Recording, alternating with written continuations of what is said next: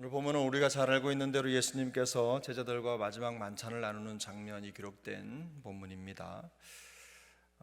이 성찬 예식의 원형이 되기도 하는 본문이죠. 이 본문 안에 중요한 교훈이 담겨 있습니다. 사실 성찬 예식만 의미하는 내용만 담긴 게 아니라 거기에 가룟 유다의 배신에 대한 예수님의 말씀이 함께 담겨 있습니다.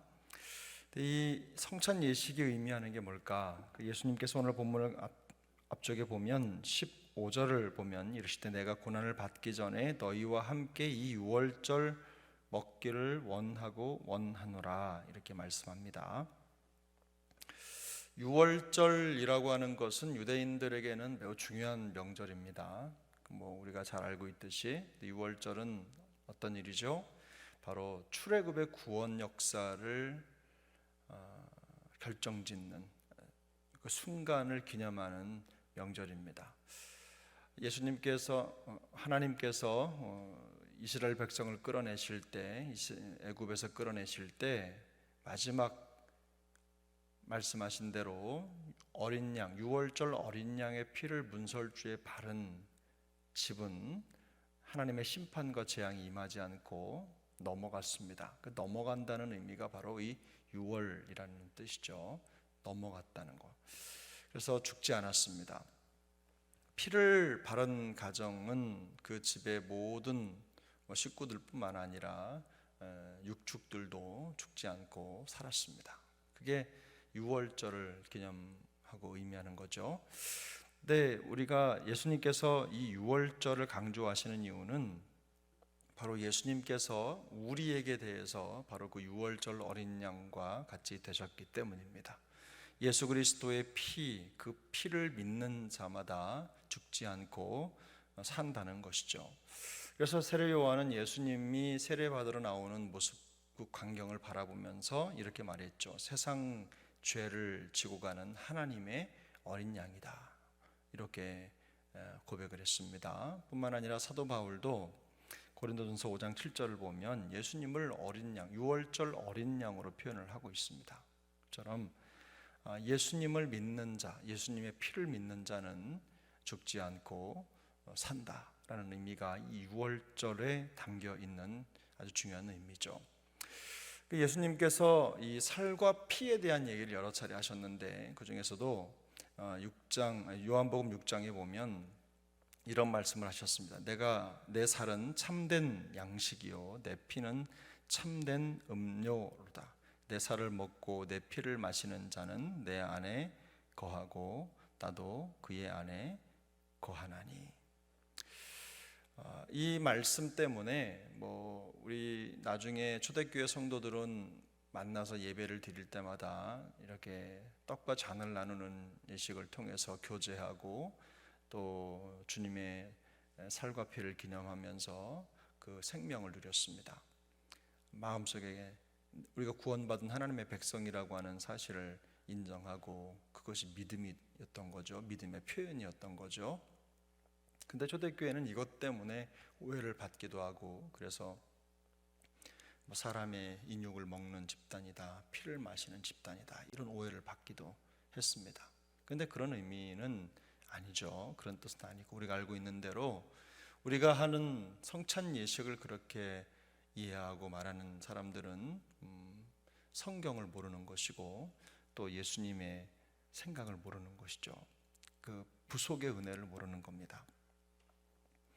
그래서 예수님의 살과 피를 기념하는 것은 그 자체로 우리가 유월절 어린 양 예수 그리스도에 대한 믿음을 표현하는 것입니다. 그래서 성찬 예식은 사실은 그 자체로 우리의 믿음이 담겨 있는 예식입니다. 그 떡과 잔을 기념하면서 우리가 예수 그리스도를 통해 구원받은 하나님의 사람들이라는 것을 확인하는 거죠.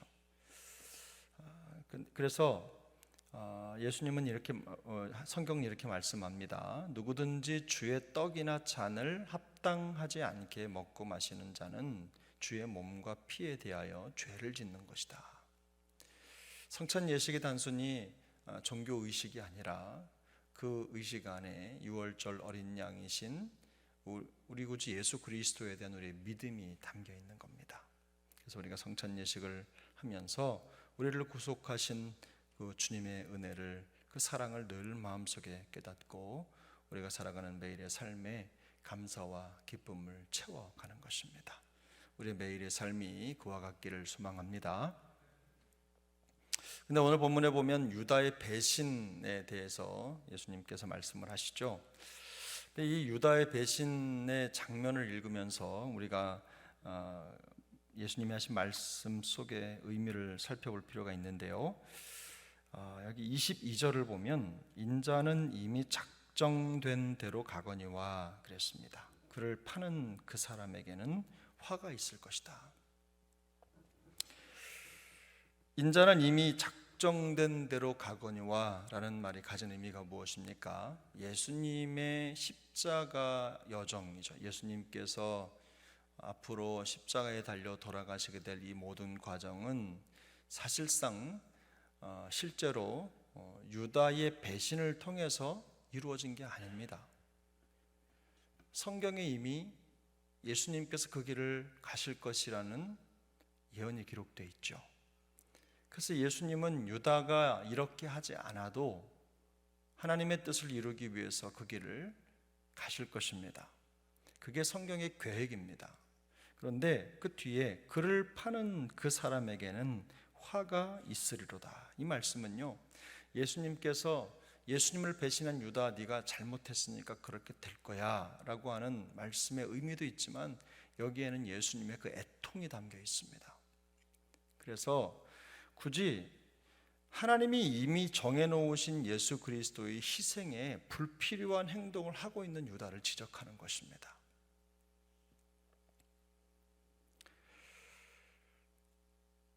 이 유다의 죽음에 대해서, 이 배신에 대해서 말씀하시는 예수님의 의도 속에는요, 크게 두 가지 의미가 담겨 있습니다. 하나는 유다의 배신이 예수님의 길을 방해하지 못한다는 거죠.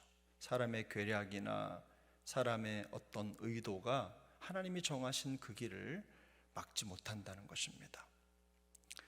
주님의 계획은 영원하고 결코 실패하지 않습니다. 좋은 상황이든 나쁜 상황이든 하나님은 모든 것을 당신의 계획대로 운용하십니다. 우리가 이걸 믿기 때문에 어떤 환경 속에서도 우리의 마음속에 안정을 가지고 신앙생활을 할 수 있는 것입니다. 우리 사람의 계획이 아니라 하나님의 계획이 항상 우선하기 때문에 하나님의 뜻이 이루어진다는 걸 믿기 때문에 어려움을 당하고 난관이 있어서 잠깐 근심할 수는 있지만 우리 하나님께서 우리의 모든 삶의 여정에 모든 일들을 통해서 합력해 선을 이루시는 분이라는 것을 확신하기 때문에 우리는 우리 마음속에 믿음을 잃지 않고 살아가게 되는 것입니다.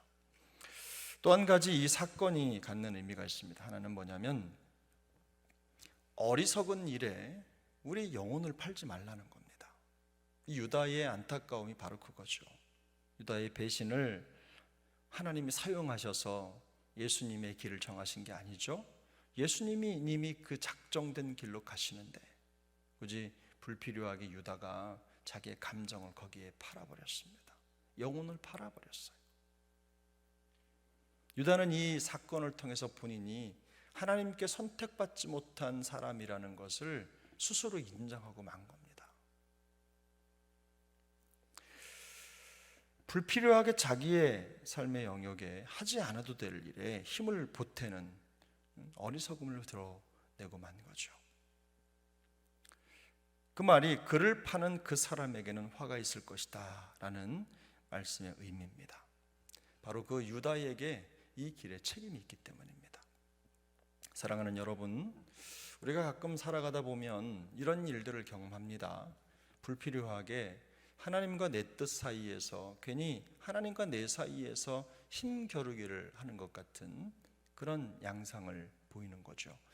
여러분, 기도할 때도 저는 그렇게 생각합니다. 우리가 강청히 하나님 앞에 간절히 기도하는 거 중요합니다. 그런데 그 기도하면서 계속해서 내 생각과 내 의지를 고집하고 마치 내 마음속에 기도하면서 계속 이거는 사실 하나님의 뜻은 아닌데라는 걸 알면서도 계속해서 부르짖고 간구하는 게 그게 강청이 아닙니다. 강청이라고 하는 것은요, 하나님의 뜻에 대한 간절한 소망이에요. 그걸 하나님 앞에 올려드릴 때 우리 하나님이 들으시고 응답하시는 거지, 마치 내가 그냥 무조건 부르짖으면 하나님이 들으신다, 하나님의 뜻과 내 뜻에 힘겨루기를 하듯이 하는 게 강청이 아닙니다.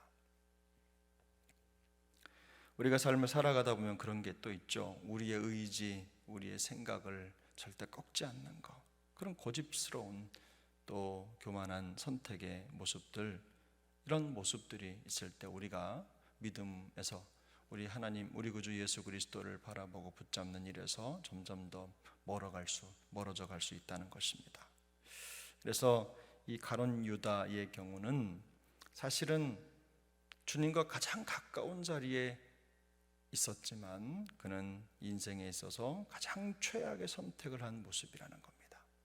사실 이 가룟 유다의 모습은요, 우리 안에 여전히 남아있는 하나님과 원수가 되는 부패한 심령의 대표적인 견본입니다. 누구든 이 가룟 유다의 모습을 가지고 있어요. 이런 모습이 점점 커지고 확대되는 삶이 바로 우리가 하나님께 맞추지 않고 살아가는 모습이라는 거죠. 만약에 우리에게 이런 모습이 있다면 그건 우리 스스로가 하나님의 뜻과는 상관없다는 걸 스스로 인정하게 되는 겁니다. 그러므로 우리가 매 순간 우리 하나님 앞에서 혹여라도 주님의 뜻을 거스르는 선택을 하면서 살아가는 그런 안타까움이 없기를 바랍니다. 그렇게 하기 위해서 깨어 있어야 되는 거죠.